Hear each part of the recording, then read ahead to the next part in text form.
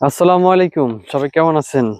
পুরুষের জীবনে পরিশ্রম করতে হবে। আর এই পরিশ্রমের মাধ্যমেই আমরা পাই হচ্ছে পারিশ্রমিক। আর এই পারিশ্রমিক দিয়েই হচ্ছে আমাদের সংসার চালাইতে হয়। এই পরিশ্রমের মধ্যেই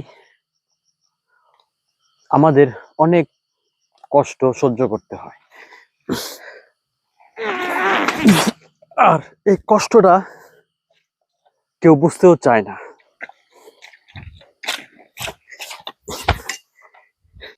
পরিবার যদি বুঝতে পারে যে আমি কতটা কষ্ট করে টাকা উপার্জন করে তাদেরকে ভালো রাখছি, তাহলে মনের কাছে শান্তি লাগে। তাই সবসময় একটা কথাই মুখ দিয়ে বের হয়, শুকর আলহামদুলিল্লাহ। আল্লাহ তোমার কাছে লাখো কোটি শুকরিয়া যে তুমি সবকিছু দিয়েছো, আলহামদুলিল্লাহ।